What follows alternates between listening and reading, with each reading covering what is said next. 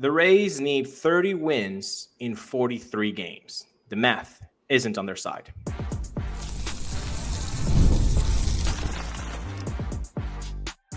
You are Locked On Rays, your daily Tampa Bay Rays podcast. Part of the Locked On Podcast Network, your team every day. Welcome into the Locked On Rays podcast. Locked On Rays is part of the Locked On Podcast Network, your team every day, and we are Kevin and Ulises. We are lifelong Rays fans who have been podcasting about these Rays since 2019. On today's show, individual growth should be the primary focus for the rest of 2025, and we'll discuss that later on in the show.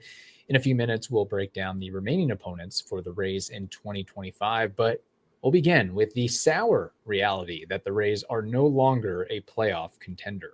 But first, got to tell you that this episode is brought to you by FanDuel. Football season is just around the corner, folks. So you got to visit that FanDuel app today and start planning your future bets now. To make the playoffs, the Rays would need to go 30-13.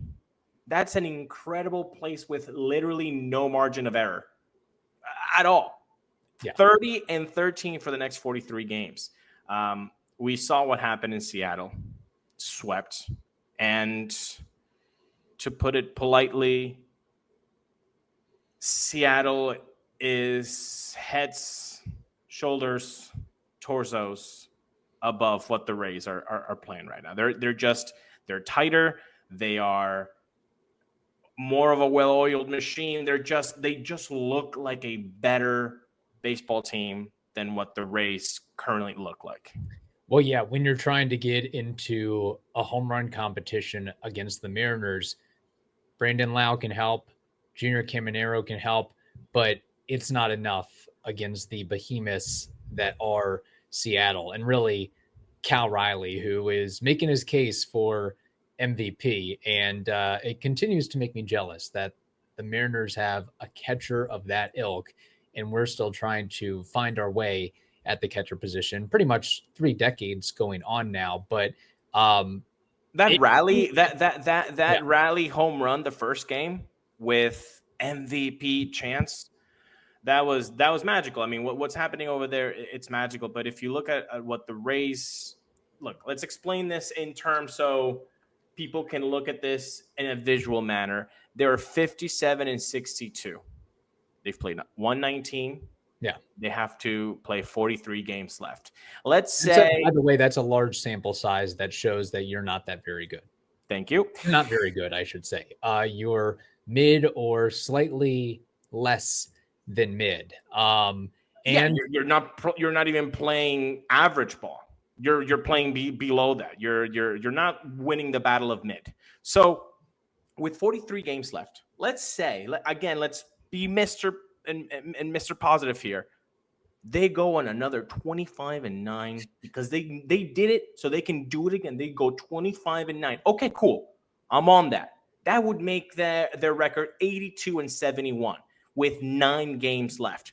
Okay, let's go a little realistic here. In the last 9 games, they go 5-4. Hey, why not? They go 5-4, a little bit over 500. That would get them a record of 87-75, possibly a wild card spot with 87 wins. Right? It's insanity, Kevin. That again, that means 30-13. That leaves no margin of error to get there, man. No, and going back a little bit, if we do somehow face, I don't think we face the Mariners again, but if we were to face them in the playoffs or next year, I'm just putting a little footnote here. Let's not pitch to Cal Riley. Let's treat him as if he's Barry Bonds. We don't need him hitting a home run in every single game that we face him against. And yeah, it's tough if you're a Rays fan. That's why you get 162 games to prove your mettle, prove your worth. And we have a pretty large sample size. It's one thing if the team is struggling through May and a little bit to June. It's early, but we're no longer at the point where we can say it's early. We're getting late and we're procrastinating. So we better hit the books and pull a bunch of all-nighters to get out of this. And so the number going 30 and 13. That's just to get into the playoffs. That's not taking Right. into account winning the division, which we know is totally out of the question at this point. Right. And if you go 13 and 13, there's another team that could be just as hot or close to as hot. So it's a really tough situation where not only do you have to play crazy, you hope that another team or two doesn't play crazy along the way. And if we're looking at what happened at the trade deadline, other teams made significant additions that can help them today for the rest of 2025. And I don't know if the Rays really did enough in that respect. Not saying that they absolutely should have, because they were in middling waters at that point. But when you see what the Mariners did and what some of these other teams did, there's a reason why they're going out and sweeping opponents and getting more hot as you get into August and September, late July, versus where the Rays are just floundering right now. And with the playoffs, say 87 wins does get you a playoff spot.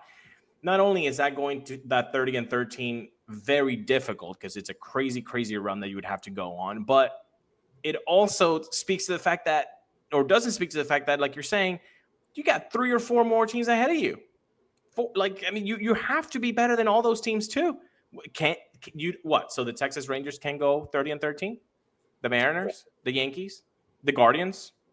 I mean, heck, you kind of struggled against the Angels, and they're right there. I mean, with you. So it's a really. Are you really that better? Like I feel like it took me, I think, 8 more games than you did. But I'm with you. This team is now no longer making the playoffs. It is an incredible pace to go 30 and 13 to go to the playoffs. It's done. They're not going there, and it's a shame because we have seen the talent. That 25-9 run was real, and we saw it, and we know that it can happen. But to think that it's going to happen twice in a better, even a better version of it, at a more critical juncture, with 4 teams ahead of you. I mean, what do we also believe in unicorns as well? I mean, what's going on here? When did you have your come to Jesus moment? Was it after Friday's 3-2 loss? Was it after Saturday's 7-4 loss, or after Sunday's 6-3 loss? Or it was going into that Mariners series? That Friday night loss was my first foot in the that was almost getting close to the nail in the coffin when the sweep Gumper hits a 3-run homer go ahead in the 8th against Griffin Jacks, which it wasn't even really that bad of a pitch. I mean, bottom of the zone slider. It's just Cal Riley is Cal Riley, and you really have to treat him differently than anybody else in that line. And look, and if we want to be a little bit more in depth into what the Rays have ahead of them, we'll detail that breakdown of the Rays path, which is really not Rays friendly at all. Today's episode is brought to you by Game Day Hue, and that is the hat Kevin and I are both wearing. The Rays Game Day Hue hats, and you can get one as well. And they're great because they make clean, no logo gear with team-inspired colorways for every pro and college fan base. Now, you can see that Kevin and I picked a couple of different models, and you can just pick yours as well. If you like the blue and yellow, go for that. If you want to go with the blue and white like Kevin did, do that as well. And they also got gloves if you are into the little game of golf like Kevin is. And right now, you can get 15% off with code MLB15 at GameDayHue.com. That's GameDayHue, HUE.com. Let your colors talk, because colors speak louder than words. That's GameDayHue.com, code MLB15. Thank you for making Locked On Rays your first listen every day. Locked On Rays is part of the Locked On Podcast Network, your team every day. Kevin, the Rays with 43 games left. They've got 22 home games left, 21 away games left, 12 different opponents. You were saying, well, I hope they don't play the Mariners again. Guess what? They're going to be playing the Mariners at the Big Stein at the beginning of September. And when you break down these 12 different opponents, it's not easy because these 28 games out of the next 43 are against teams with a record better than 500. That's 65% of teams left are higher than 500. Now, you might be saying, well, the Rays probably play really well against 500 teams, so I don't have any problems with that. Well, currently the Rays have a record of 30 and 37 against teams above 500. So not good. And they are 27 and 25 against teams that are below 500. So against bad competition, they're just a little bit better. Against good competition, they're bad. Yeah, really there are a couple series in there where you hope you can make up some ground. Look, upcoming against the Athletics and Giants, it's really a toss-up. I know the Athletics are a little bit worse than the Rays, but it's not like they're that much worse. The Giants are better than the Rays, and you're still on that crazy West Coast trip. So anything can happen there. And then, as we talked about, the Rays come back home and they immediately face the Yankees for luckily a 2-game series, and basically in the Yankees spring training home. But the 2 series that, you at this point, if we're going by that 30 and 13 marker, you have to sweep. It's against the Nationals, even on the road, and the White Sox, even on the road. The Nationals are 47 and 70, and the White Sox are 43 and 75. There's really no excuse for not being able to clean up against them if you do have ideations of even getting to 500 and beyond 500 and somehow squeezing or sneaking into the playoffs. It seems like, is it just me, or does sometimes the Rays get shafted with the second half schedule? I feel like in previous years, that's been a theme where, after the All-Star break, the schedule gets noticeably more difficult at times. And some of that could just be, them playing in the AL East, but it's almost like MLB doesn't want the Rays to make the playoffs. I think in this case, I think they have if we want to put on our conspiracy hats, of course, the stadium situation, right, would definitely be one of those. But with the schedule being released beforehand, and this year is kind of a funky one, we know, because of the whole rain issue and trying to stack those home games at the beginning of the season. But like we just said, right now 21 games are away, 22 games are home. So given that, and after this road trip is going to be even more heavy, that you have more games at home. So it's up to you. It's just the different thing. The difficult thing is that they've dug themselves a hole that is not surmountable. I know some people right now, they're like the dog in that fiery room meme of like, this is fine. There are Rays fans that won't like this narrative that we're saying, that they have no shot at the playoffs until they mathematically don't have a shot at the playoffs. So sometimes we have to be logical. And I think, I know that might seem an oxymoron to say fans have to be logical, because fans is fanatical. It's rooted in emotion, and emotion is not logical. I get that. But I do feel like in this particular case, in this context, you can be a logical fan and look at the 43 games left and look at the opponents that we have to face and say, no, the majority of them are above 500. The Rays do not play well against those types of teams. Right. They don't have a shot at the playoffs anymore.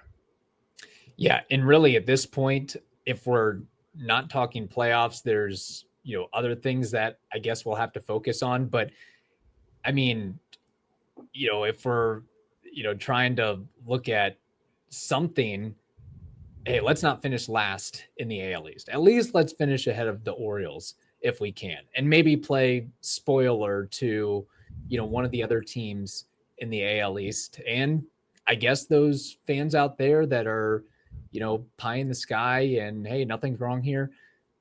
Okay, you get a better draft pick, I guess, if you really fumble the rest of the season, I mean, hey, you notch up a couple spots in the 2026 MLB draft, and you can see that player in 5 years. I don't want to scare anybody, but this is, I guess that this is the type of episode that we're going to have today. The Rays, again, 57-62. The Baltimore Orioles, who are last in the AL East, are 53-65. Folks, that's 3.5 games. The Rays are closer to the Orioles than they're closer to the third place in the AL East, which is the Yankees. Yeah. The Yankees are 6.5 games from the top. We're 12 games. So the Rays are feeling the heat more from the Orioles than trying to catch up with the Yankees right now. So again, if you want to be a logical fan, you have all of these stats and numbers that we're throwing at you because we're trying to just be at peace with the fact that 2025 didn't work out. And from the beginning, we knew that either if everything went right, this team could go and win 90 games. We said that at the beginning of the season, or preseason rather. We said if everything goes right, they can win 90 games. If everything goes wrong, they win 74. Guess what? That's a 16-game difference, 74-90. If you split the difference, that's 82. This is more kind of the way that it's shaping out to be, that the truth was in the middle. It wasn't that everything was going to go wrong. It wasn't that everything was going to go right. It was you're going to have a 25-9 run, and you also had a 9-25. You had great contributions from Mangum and Chandler Simpson, but you also never had Shane McClanahan, and Ha-Seong Kim was a non-factor. You had good things and you had bad things. And when you look at the breakdown of, for the next 43 games, it doesn't really get easier, man. Yeah, and I'm glad you mentioned Shane McClanahan because everything I've heard is that setback after setback. So I would really at this point not expect him to be back in a Rays uniform. All right. And by the way, the Rays face the Orioles on the road instead of at home, and the Orioles are much better when they're at Camden Yards versus when they're in another locale. So that's another bump in the road, if you will, for the Tampa Bay Rays. And with the season possibly, likely, maybe lost, I guess we have to focus on individual player growth. That has to be the point that we have to discuss. Well, August 26th is officially FanDuel Futures Day, a brand new holiday for football fans who live for bold predictions and preseason hunches. For just 24 hours, FanDuel is giving you deals on NFL season predictions. So whether you're calling your MVP, eyeing a long shot division winner, or ready to crown your Super Bowl champ before week 1 even kicks off, this is your moment. You can go ahead and crown your champion in August. I might be putting a little betteroo on the Bucks or the Colts. Totally homerism there, but you can choose whoever you think will win the Super Bowl legitimately. So go ahead, visit the FanDuel app today and start planning your futures bets now, because Futures Day is one day and one day only. FanDuel, play your game. Thank you for making the Locked On Rays podcast your first listen every day. We are part of the Locked On Podcast Network.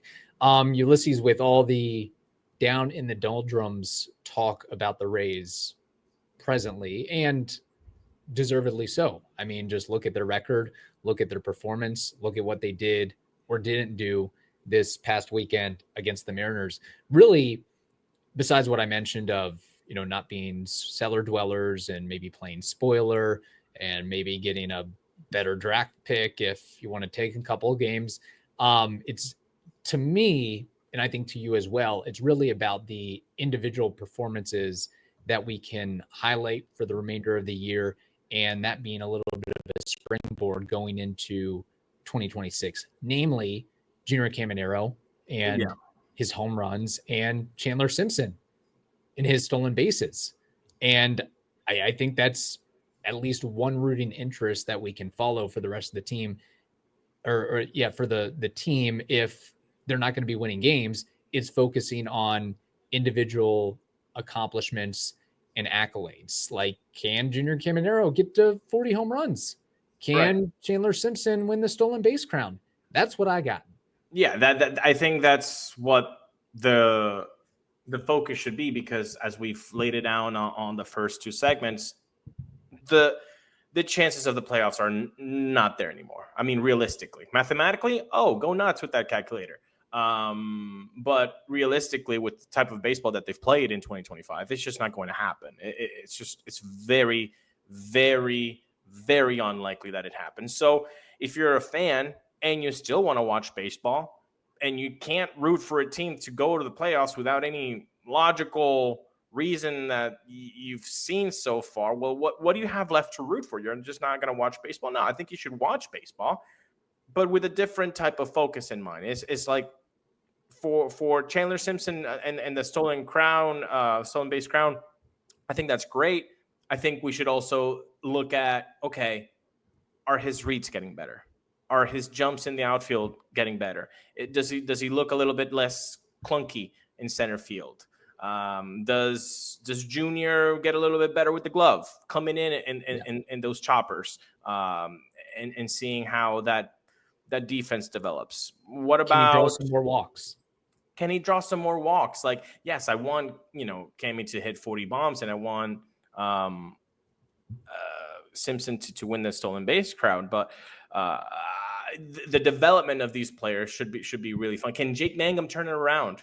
Because since the All-Star game, he's been not the Jake Mangum that he was in the first half. So all these little things that I think as a fan, you can watch the game with a different intent in mind, with a different focus in mind. And can Yandy not get hurt? Can Brennan Lau not get hurt? Those two, I think, could go hand in hand with each other so that you can have them in a positive outlook while thinking about 2026.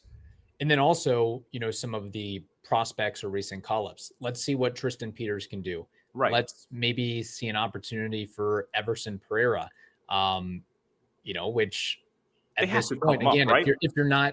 if you're not really going anywhere this year, this is the perfect time and opportunity in a quasi low pressure environment to get him reps, to get him at bats. We have a pretty sizable sample of what Chris Morel can and can't do.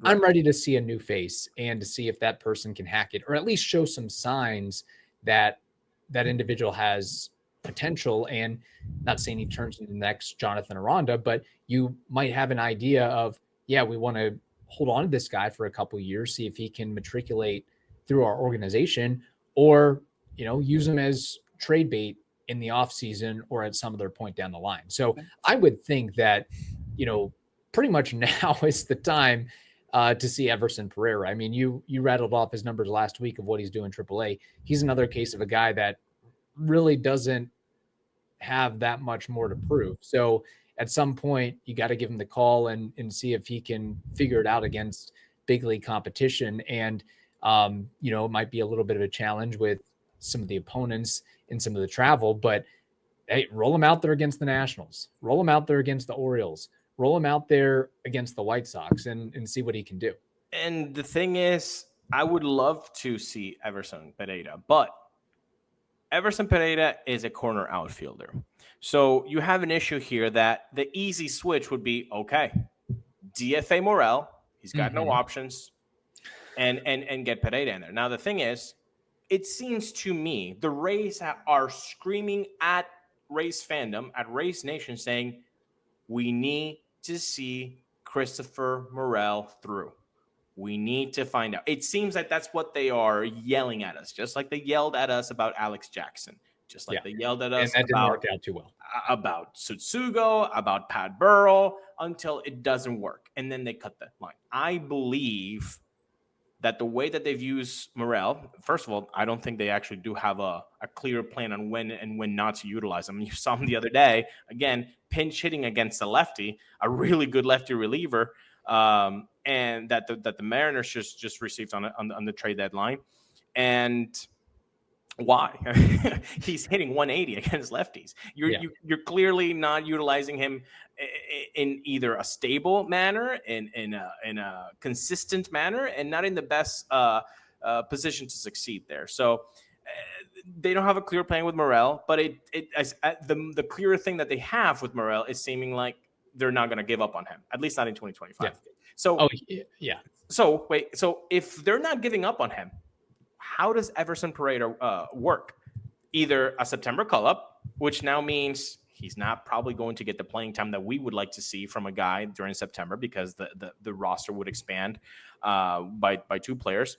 But then it's like, okay, well, if Morel is staying and Pereira needs a corner outfield position, well, maybe you take Mangum. I wouldn't want to. I want to keep seeing what Mangum has. I want to see if he progresses. And you're definitely not taking Chandler Simpson out, right? Because although he plays center field, he can also play the corner as well. But then you're like, well, definitely not Josh Lowe. We're not taking Josh Lowe. He's a part of the team. Then the next guy would be Tristan Peters. But the thing is, you brought Tristan Peters because you need somebody to man center field, at least defensively speaking. So now you go back to, well, you have to DFA. Either you DFA Christopher Morel, you say, hey, Mangum, it's been nice, but we're going to demote you to AAA.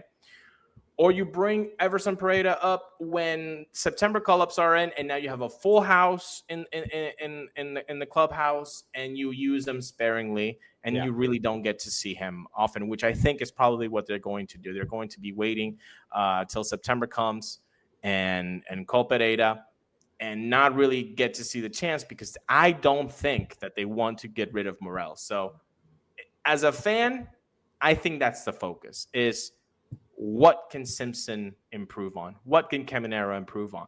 Can Yandy and can Brendan Lau stay healthy? Who is Everson Pereira? These are the things that I think should be the primary focus now for Rays fans while watching baseball. Can Chandler Simpson finish the year with a higher OPS than Chris Morel? Chris Morel is supposedly a home run god or has the bat speed that is in the upper percentiles. Chandler Simpson, no power, no home runs whatsoever. He can hit a beautiful triple the other way on a line. But as far as dingers go, that to me, that just like encapsulates the ongoing struggle and frustration of Chris Morel. When a rookie and Chandler Simpson with no pop has a higher OPS than said individual, that's a problem. For those that don't know, Christopher Morel has a 653 OPS. Chandler Simpson, with no power whatsoever, has a 667 OPS. So that's a really good little internal race that Rays fans can keep track of throughout the rest of the season. Yeah, I think those are the things that you need to. Can Ha-Seong Kim finish the season healthy? Unscathed, you can put him on that side of on the ledger with Brendan Lau and Yandy Diaz for sure. But, oh, man, I hadn't noticed that the difference between the OPSs and Simpson and Morel had started to get that big. Yeah.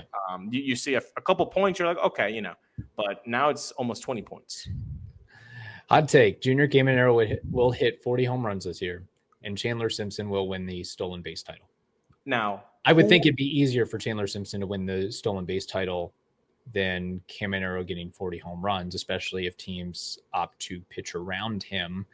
I think the math is there. 43 games, I believe Caminero can get 8 home runs. Now, I think in right now, Chandler is at 32 and Caballero has 35 and he's in the lead. I think they're both possible to happen. Now, between the both of them, they're right now at 32 home runs and 32 stolen bases. Who do you think is going to have a bigger number? Will Chandler get more stolen bases or than Junior's home run total, or will it be the opposite? I think Simpson will ultimately have more stolen bases than home runs from Caminero.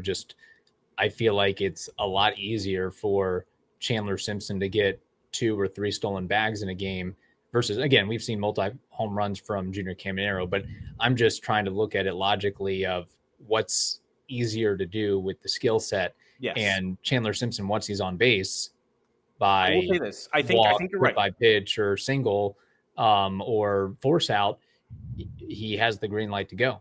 I think you're right, and I think we would put the green Skittles on that. However, I will say Chandler has been stuck on that number for a while, while Caminero is heating up with the stick. So, yeah, that should be the focus for Rays fans going forward, and it's a letdown, obviously, because you always want to, have hope for October, but on August 11th, I think it would be the logical thing to say, just focus on individual milestones, on individual growth if you're a Rays fan when watching Rays baseball anymore.